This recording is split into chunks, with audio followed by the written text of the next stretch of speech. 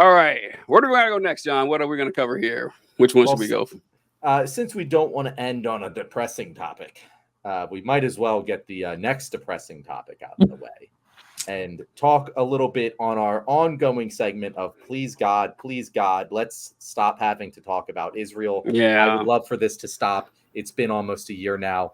But, oh, no, we're talking about it again because, Dara, I'll ask you, whenever you've heard Kamala Harris speak publicly about this topic, what does she always say her and Joe Biden are doing? Oh, we're working urgently to get a ceasefire deal and to get the hostages back. It's like could not be more urgent. We're working. Around the clock is the specific phrase I always like to hear. But here's the thing: that little tiniest, we all knew it was a lie, but like a platitude at the very best. It is just a straight up lie because CNN is now reporting that the Biden administration has all but paused the push for a Gaza ceasefire and hostage deal, essentially saying that neither side has the political will to get this done. And it's almost as if we've been saying this for like 10 months now, that Netanyahu isn't going to stop just because you asked him nicely. And even though they are now just openly saying that they are not working towards a ceasefire deal anymore, they still won't criticize Netanyahu and say he is the one holding up this deal. They still are saying, oh, it's both sides holding up this deal. And it is so frustrating because we're stuck here now. We're stuck kind of having to push for Kamala for the next what is it? 5 weeks or so. Yeah, 5 weeks or so. But I'm telling you, I really hate it. Like when I hear shit like this, like it makes me just go like, God, why can't you just be honest? Why can't you just say, yeah, Netanyahu's holding up the deal? Because that's the goddamn truth. And it would take a lot of heat off of you. You've already kind of scapegoated him. I don't understand why you would just say you're giving up and think that that's more politically advantageous than just saying, yeah, Netanyahu's a crazy person who's holding up this deal. It's always been nonsensical, but it's extra nonsensical at this point. I just don't get it. Yeah, I think the holdup is that it would be easy enough to point out, well, hey, Netanyahu's the very obvious bad guy here, and he's the one that's responsible for all the deaths and everything. He's been playing this for years. This is what in character with him. But then you got to do something. And that would be the difficult part. And so we're doing the morally correct thing and saying we're not going to supply Israel with any offensive weapons. I think that would rub me. It'd be a damage. And you can't do one without the other. You can't say that Netanyahu is an obvious war criminal and we're still going to give him weapons. I don't think you could do that. And I think that thankfully, more and more people are in just staunch opposition against this, but it's still a healthy enough number, even amongst Democrats, that when you're in a tight election, I think that's the fear. What do you think, Dara? Yeah, I think if one issue can waylay her candidacy, I think this is it. Her possible election, this is it, and it's so unfortunate. I have to say this whole issue, just in the grand scheme of things, there's just something fundamentally that I don't understand about it. I don't understand why we have not held him to account and why it is so difficult and so just completely off the table for us to be able to enact any kind of restrictions around at least how these weapons can be used. We're just this blank check that we're providing them, I think is, if her candidacy doesn't succeed, this will be why. And I don't know. I feel like we are owed an explanation for that. And I don't feel like we've ever got, other than all of the reasons that, we understand, but I feel like there's something much more sinister and much deeper going on than what is even being discussed. And we are not going to get an explanation about it. And it's eternally frustrating to me to watch the way that this is playing out. Yeah. Honestly, I think that if we're talking about her personal views, I think she has said enough to at least indicate to someone like me that she doesn't agree with Biden's stance and how he has handled Netanyahu, but it kind of doesn't matter. This is U.S. policy. This is not really Kamala Harris's policy. This is U.S. policy, and she's got to fall into step with it. And it's eternally frustrating to me. Yeah, I wish that it would just be kind of like what you said, where they just come out and admit it, just say it. Like, if you're gonna do this, like do us the honor of not lying to us while you're doing it.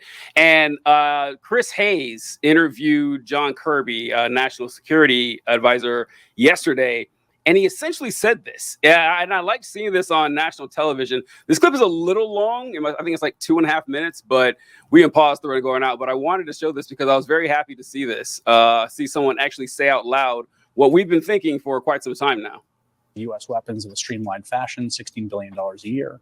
We have a conventional arms transfer policy promulgated by the Biden administration in 2023, and the Leahy law that guides the law under of their military. They have a special program to purchase of U.S. weapons in a streamlined fashion, $16 billion a year.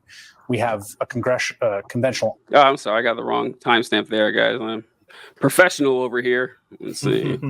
All right, here we go.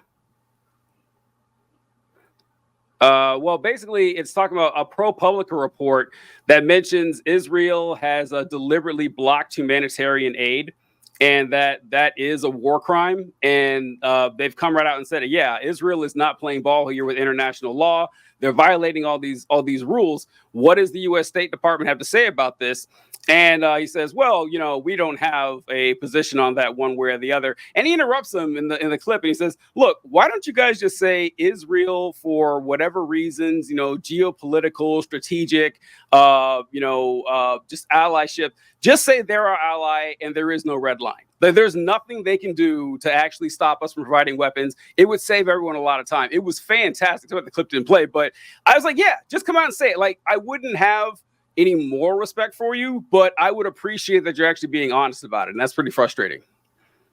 It is weird that they don't just do that. Because it's getting to that point where I don't think anyone's going to change their mind based on that. Like, everyone's going to still think the same thing. Like, I can't imagine who's sitting around being like, oh yeah, as long as there's a red line, theoretically, I'll continue to support. Like, I just don't get it, because the stance is clear.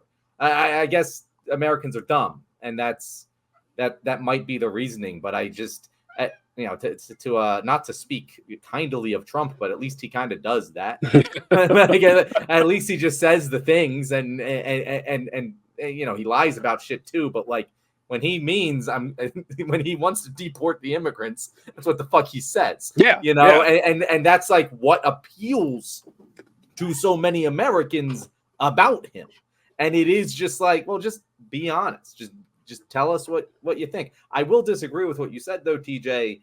If you accuse him of war crimes, you can't send him weapons. But I think more clearly here, if you just say he's the dude not accepting the hostage deal, that's a different, like, you can say that and continue your current policy.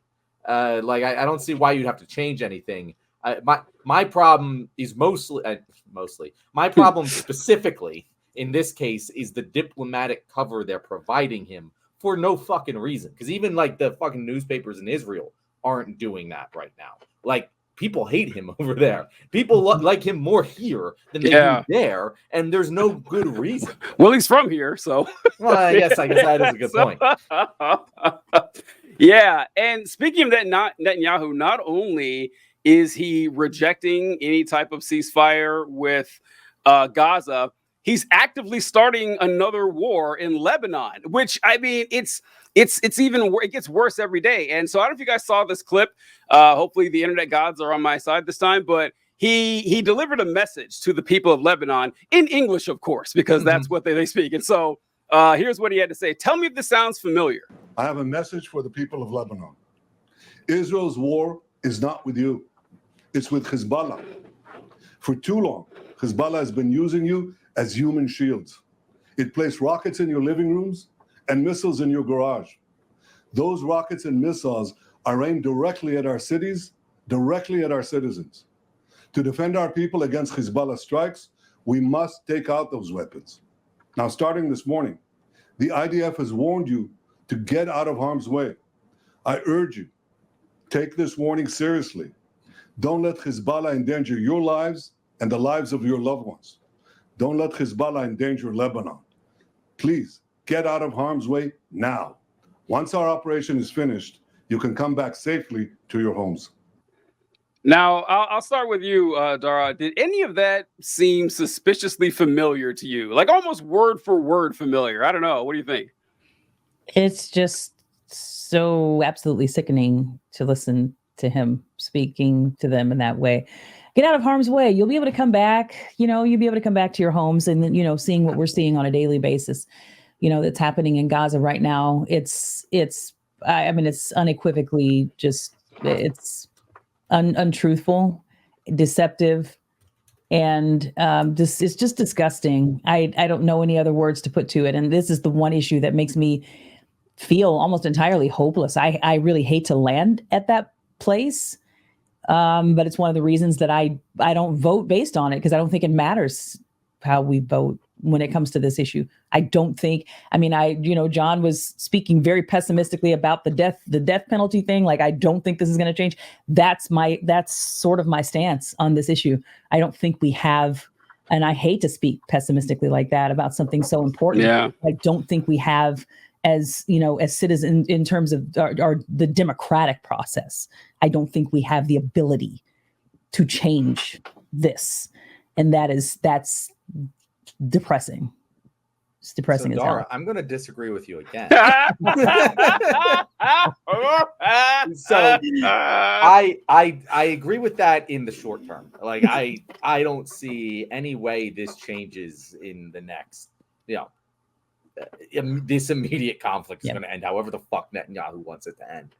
But the long term, like, Israel's days are fucking numbered in its current state of existence as an ally of America. Because if you talk to people under 30, it is a cardinal sin to support Israel. Like no one under the not no one, but like a vast majority of people under 30 know exactly what's going on there now. For so long, Americans just didn't pay attention, because anytime you looked into it, you were called a fucking anti-Semite. So people were just like, I'm going to stay away from this. And where Israel fucked up is they made it so clear and obvious that people had to start paying attention. And that is when an entire generation became against Israel. By the time that people under 30 are 60, and that's the majority of the population, there's no way in hell Israel's still an American ally, as long as they stay in their current state of being. And that is why I kind of disagree, is like, there is going to be political will. We might have to wait a little bit. We might need a lot of people to die of natural causes before then, but it's going to happen eventually. And I think that is the reason why you are seeing so much aggression from Israel at this current time. They know that this is a timed land grab. They need to exert their will and grab as much land and territory and people as possible before they no longer have Big Brother supporting them, which they know is, probably about 20 years. So I think that the reason you're seeing all of this happen right now is because there's going to be the political will to end our allyship in a certain amount of time. TJ, you're smirking. No, I'm smirking because excellent save there, with a lot of people got to die of natural causes. Of course, excellent save there, and not getting the show removed from YouTube. Thank you, something like that. But no, listen. So I think, if I don't want to speak for Dara here, but they may not have 20 years left, for Gaza, for example, doesn't have 20 years. They don't have it, and Israel is still going to be a bad actor. But you are right, Jon. That's why they're ramping this up, because they know that the clock is ticking on this. And what I've always suggested was what's going to happen is the same thing that happens all the time. Is that we pulled up a chart here a couple of shows ago that said.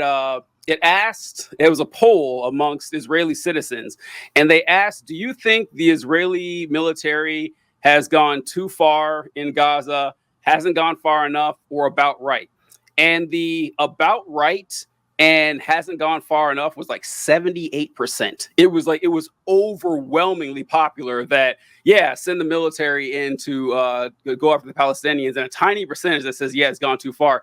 And this is the same thing that happens whenever you have a settler colonial project that the native population rebels against. That while the occupation is in its militancy, everyone supports it, but not just like, the United States. But now we look back on it, it's like, oh, wow, it really was a shame what we did to the Native Americans after it's all over. That's what's going to happen with Israel. That's going to happen. 50 years from now, they'll be like, wow, can you believe all the atrocities that went down? I wouldn't have been like that. If I was there, I would have stopped it. It's like, nope, it would have happened. It still would have happened. And if you live there, odds are you would have supported it too. So, yeah, I don't know. It was just really sickening seeing Netanyahu in that speech saying, they are using human shields. They are putting rockets.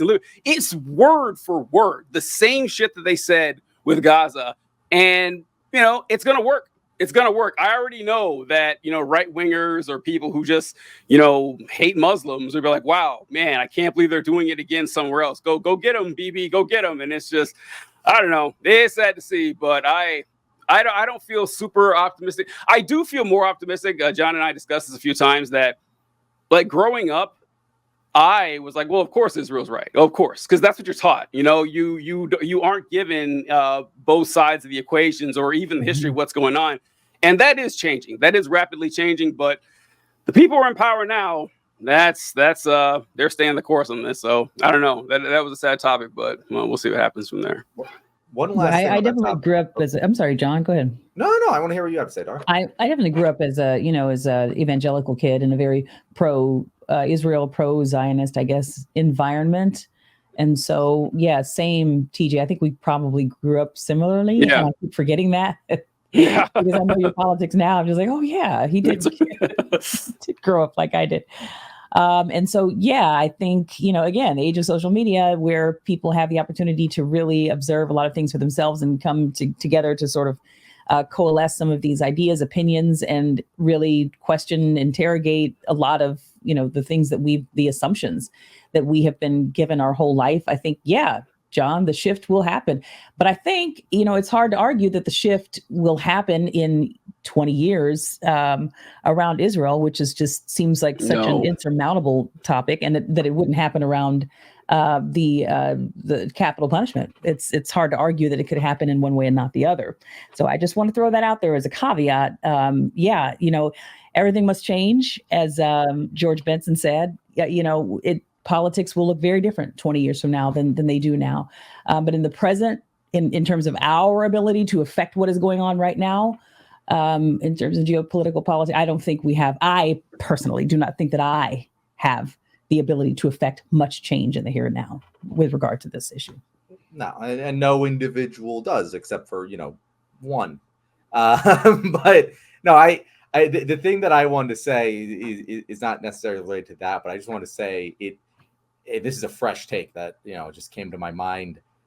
It's so disappointing how we responded to 9/11, because that just gives carte blanche to every country in the world. Just go, terrorists, bad. We can do whatever we want to the area where the terrorists are. Like, we had an opportunity. We could have been like, nope, we're not going to do that. We are going to set a precedent that it is bad to invade a country just because there's terrorists there and destroy their people. And we just didn't.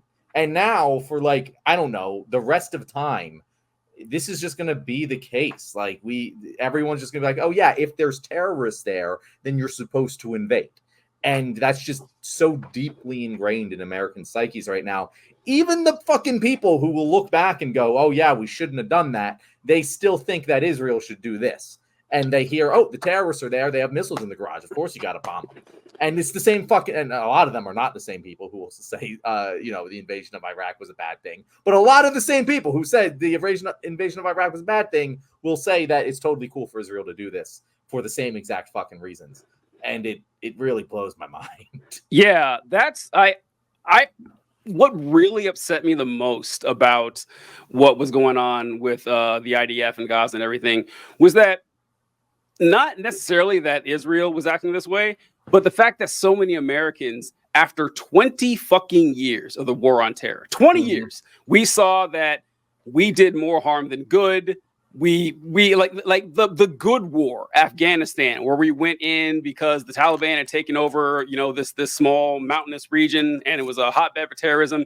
When the United States pulled out a couple years ago, the Taliban controlled more territory than when we went in the first time. Like we didn't get anything done there at all. And then at the cost of trillions of dollars, thousands of dead Americans, hundreds of thousands of dead people in the Middle East, destabilizing 3 or 4 countries, creating brand new terror cells. Like ISIS didn't exist until we took down Al-Qaeda. Like that's the legacy we had.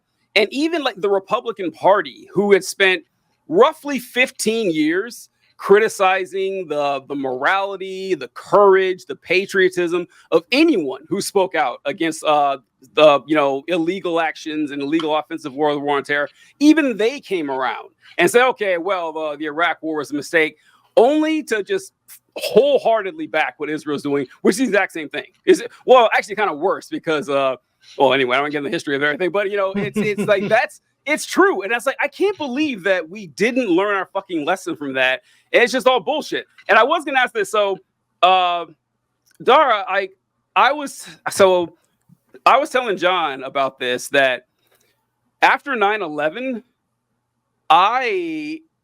John's right. You're right that there was a moment where we could have treated it as a criminal action and not an act of war, because it wasn't by a state. It was rogue actors that had, gone across 3 different countries to set up this operation that was successful.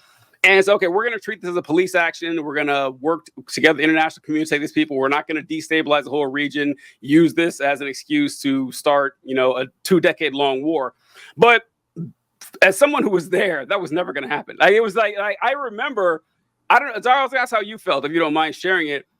I remember being filled with bloodlust and rage, like on September 12th. Do you remember how you felt? Oh yeah, I mean that was the temperature of the entire country, and I remember there being kind of conscientious objectors. I remember Oprah doing a show that was all about like, hey, do we have to go to war over this? Is war the answer? Is it the right thing? And I'm just sitting there thinking, what is wrong with you? Yeah. Like what other answer is there? There was no other consensus in this country around what should be done. I do remember thinking it was very strange that a lot of those, the folks that participated in 9/11 were from Saudi Arabia, and somehow we ended up avoiding that country entirely. That to me was the only part of that I remember questioning as someone who was still, fairly well steeped in the evangelical world at that time. I thought it was very strange that we were going into Iraq, and that part was weird to me. Yeah, it was always weird that the hijackers were Saudis, and the Saudis got off completely. No one ever bitched about Saudi Arabia. It was always Iran. Iran, Iraq, and North Korea for some reason. North Korea was always brought up a lot. They had nothing to do with it. Yeah. The axis of evil, yeah.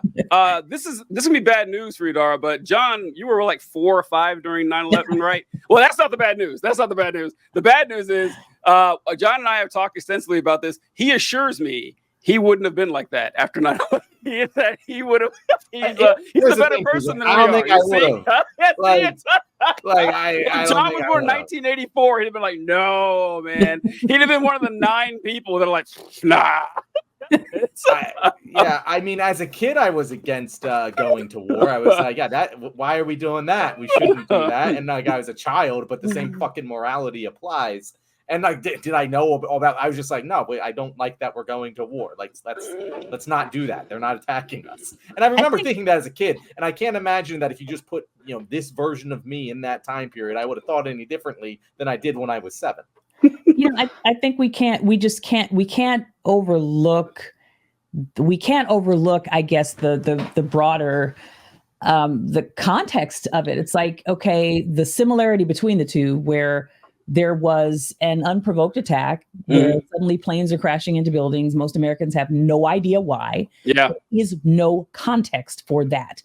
So most Americans looked at that as an act of pure evil. It was an act of provocation.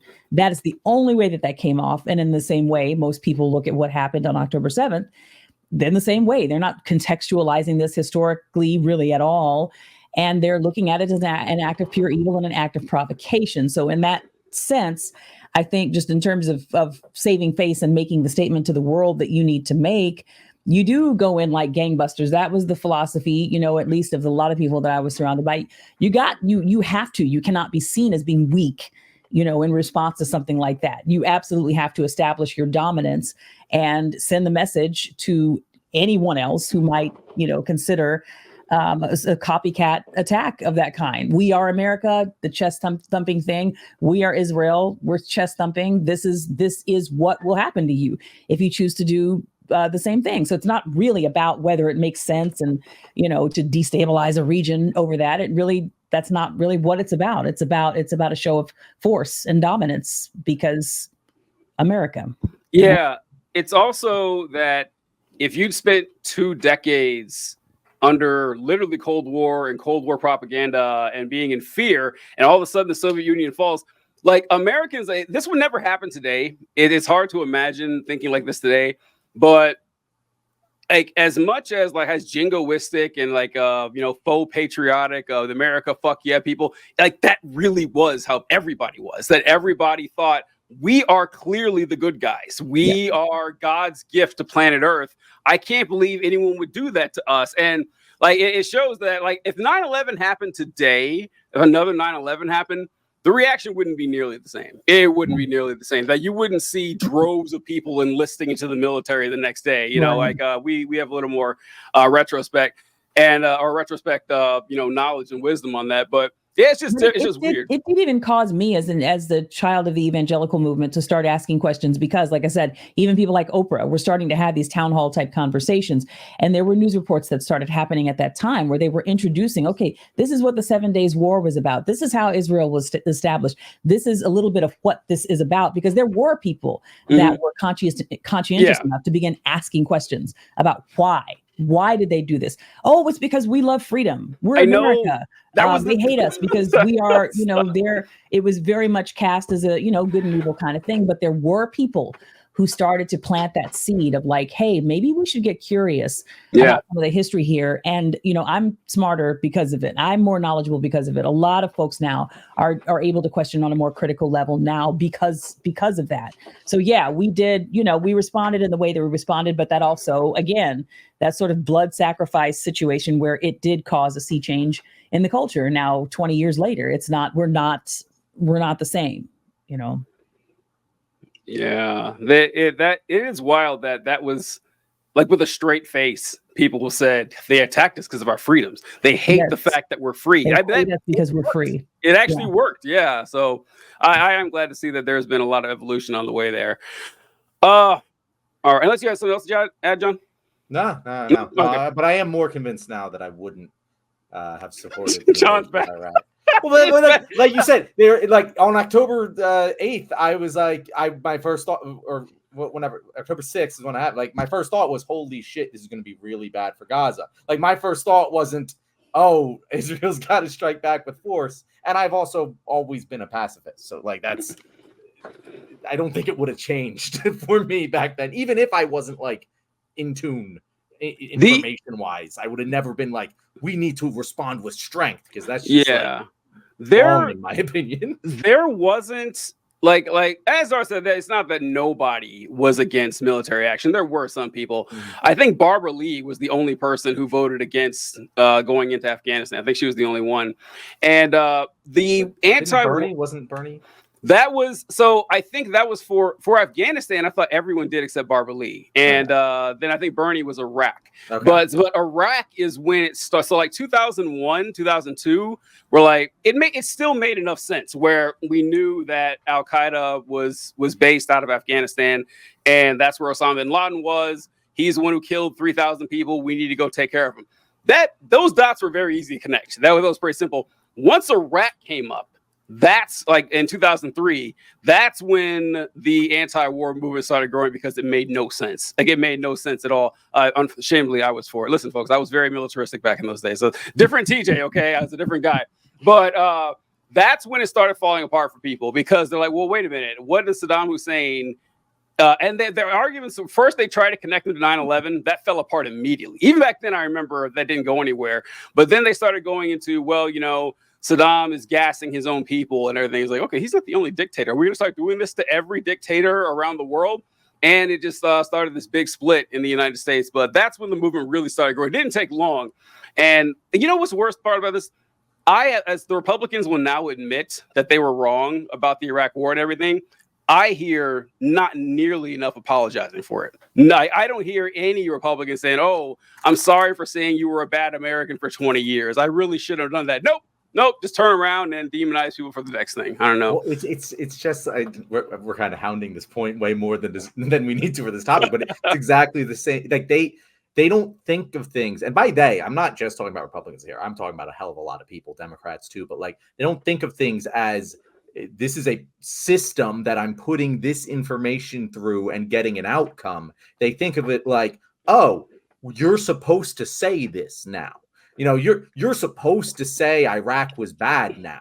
But they don't say it because they're like, oh, I got new information. I put it through the system and I came out with a different outcome. They just say, oh, well, that's what is supposed to be said now. It's the same thing with, like gay marriage. Like all of the Republicans who are like, yeah, no, I totally support gay marriage. No, you fucking don't. You just think that's what you have to say now. If you put the information in the system again, it would come out with the same answer it did before. You just don't think it's okay to say anymore.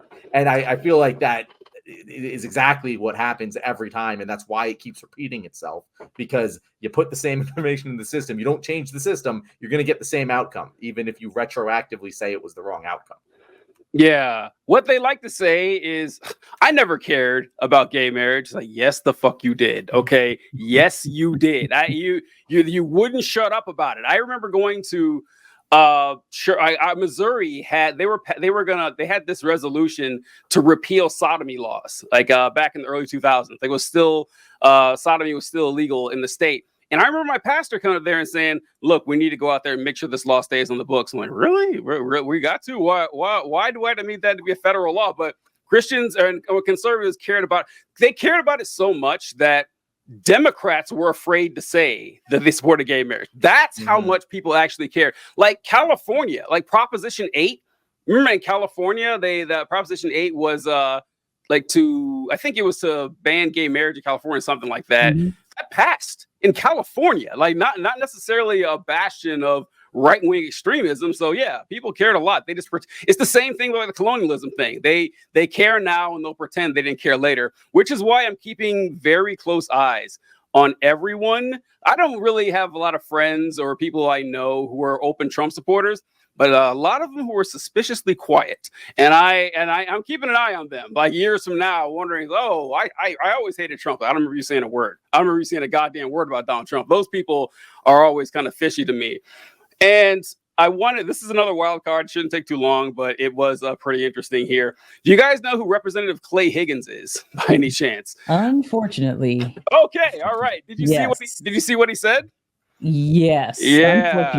Unfortunately. Here we go. So there was a Haitian group in Springfield, Ohio, who filed criminal charges against Donald Trump and J.D. Vance for, I can't remember what the actual charge was, like harassment or something like that.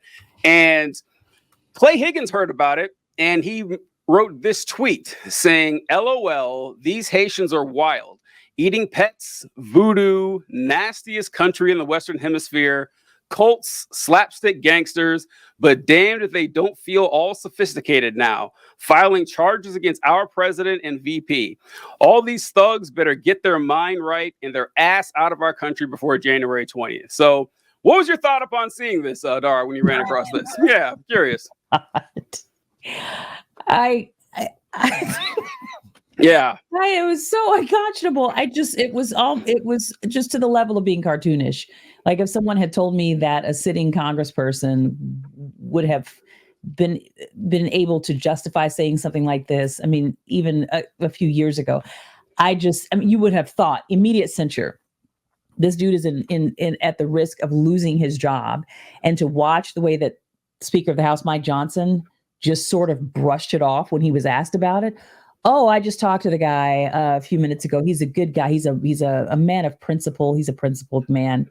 And, maybe he used some words that he shouldn't have used. And he went, he prayed about it and, decided to just take it down. So, we don't judge around here, and we forgive.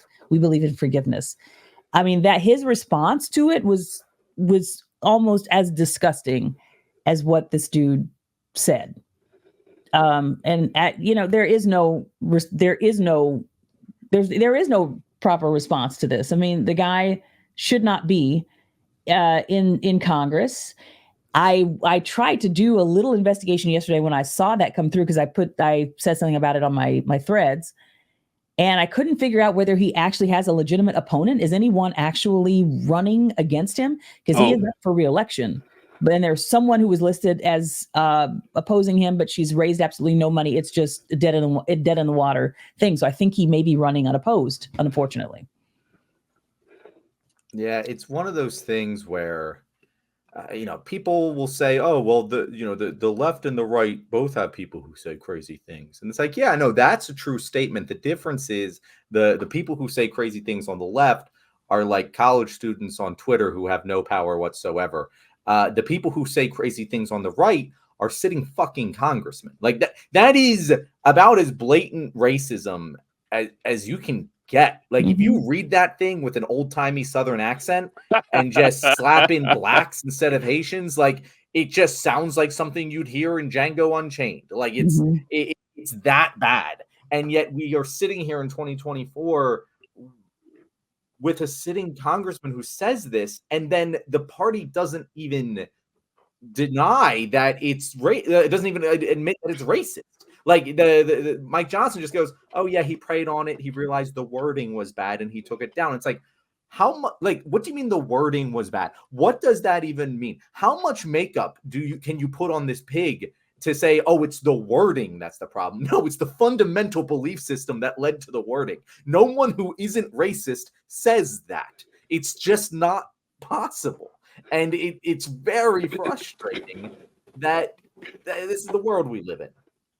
Oh, yeah. I'm so glad you both said that, because when you mentioned Mike Johnson, I was going to say that he mentioned, well, he went and he prayed on it. What was that prayer like? I want to know. Like, he prayed about it. Like, what did he pray about? Because he didn't say. Like, did he say he had prayed for forgiveness? God, sorry for, being a horrible bigot in front of 300 million people? Because that's the only prayer that I would accept for this. Any other prayer seems like a waste of time here.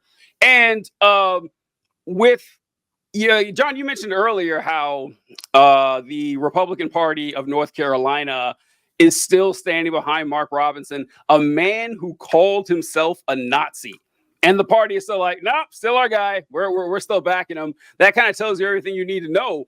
And just the no shame in this, that it's, I wanted to bring up about Clay Higgins. I don't know if you guys saw this, but Clay Higgins voted for David Duke when David Duke ran for governor of Louisiana years ago. Shocked, TJ. I know, right? Shocked. Yeah. There's gambling in this establishment. Are you kidding me? This is from a 1992 article that quotes Clay Higgins. But it says Nazi image a real problem. You don't say. In quotes. Yeah, I know, right? Yeah, and it says, but Louisianans who voted for Mr. Duke for governor say it will be a lot easier to cast ballots for Mr. Buchanan. This is for Pat Buchanan. Duke won't get the vote. Pat will. Pat represents much of the same position, said Clay Higgins, 30, an Army military policy officer attending a Buchanan rally in Baton Rouge last week. Regardless of the fact that David's a homeboy and all that, the boy's a Nazi, and that's a real problem, said Mr. Higgins, who nevertheless voted for Mr. Duke in the governor's election. So Clay Higgins, a young 30-year-old Army officer in 1992, quoted in the newspaper saying, well, I would prefer if the guy running for governor wasn't a Nazi. I'm still voting for him, though. That's the guy we're dealing with here, who's actually in Congress right now. And we can't stress enough how bad like the white supremacy problem is. Like, because people pretend it's not real. They pretend that it's just some boogeyman that we defeated in 1965, then it hasn't existed. But no, they're still here. They're still around, and they're open about it. Like this, he wasn't hiding this. Like, can you imagine admitting you voted for a Nazi on the record to a newspaper and being perfectly okay with it, and still having a political career afterward? Like, it didn't stop him. So I don't know. It's just it is shocking to see how the only surprising thing is that he deleted the tweet. That's actually the only surprising thing about this, because why not? I mean, why you think he's going to lose a single vote for this? I don't think so. Well, TJ, it's exactly the same reasoning that he stated in that newspaper 30 years ago. It's he looking like a Nazi is a problem for him. Yeah. Being a one, Nazi, not so much, no problem. Yeah. But he doesn't like that David Duke looked like a Nazi. Yeah. Being a racist, no problem. He just shouldn't look like a racist. And that's essentially what Mike Johnson said is, he prayed about it and took it down. So what's your problem? Right. He no longer looks like a racist because the tweet ain't there. And that's literally the argument Mike Johnson's making. And it's the same exact argument. Like these people have been making the same fucking arguments for the last 200 years. This is Louisiana. And people haven't caught on yet. It's Louisiana. Mike Johnson is from Louisiana. John Kennedy, not the good one, but the bad one, is from Louisiana. And we've had just some of the most just awful quotables from him in the past few years. And what saddens me, there's a guy named Gary Chambers that ran for Congress. Yeah, who's just a brilliant guy. He's a black dude. He was brilliant and tried to run against John Kennedy for Senate, and just didn't do well. But I think Louisiana is one of those places where if black voters were mobilized and if they were empowered in the way that people like Stacey Abrams are working on empowering black voters in Georgia, this would not have to be a fact of life for them. I think that they are so disempowered and so disenfranchised in that area. That's kind of the greater story. Because why does this man have a job? Why is he making $174,000 a year to make virulent racist remarks, and he will suffer no consequences because he's running unopposed? And that's the really sad thing. So I want, if there's a potential silver lining that could happen, like, let's start mobilizing some Democratic voters in Louisiana and Alabama and many other places. I think they're absolutely they're disenfranchised. Yeah. I don't volunteer because I'm not going to Louisiana unless I absolutely have to. I need a very good reason before I'm going to go there. I wanted, since you brought him up, Dara, I wanted to share Gary Chambers' commercial that he had when he ran for Senate against John Kennedy a couple of years ago. It was a great commercial, and so I want to share that with everyone in case you haven't seen it. It was fantastic. Let me pull it up here. There we go. See what Mr. Chambers has to say. They said, "We hold these truths to be self-evident, that all men are created equal. But here in Louisiana and all over the South, Jim Crow never really left, and the remnants of the Confederacy remain. In 1873, when a black man named P.B.S. Pinchback won a U.S. Senate race, he was never seated. They claimed election fraud. The attacks against black people, our right to vote and participate in this democracy, are methodical. Gerrymandered districts are a byproduct of the Confederacy. Our system isn't broken. It's designed to do exactly what it's doing, which is producing measurable inequity. 1 in 13 Black Americans are deprived of the right to vote. 1 in 9 Black Americans do not have health insurance. 1 in 3 Black children live in poverty. It's time to burn what remains of the Confederacy down. I do believe the South will rise again, but this time it'll be on our terms. I'm Gary Chambers, and I'm running for the U.S. Senate, and I approve this message. All right, so I wanted to point out that I do really appreciate him targeting not just the problems of the South, but specifically the racism and the anti-Black sentiment that's been pervasive in the South for 160 years now. The Civil War never ended. The Civil War, there was a ceasefire. They're not shooting each other anymore.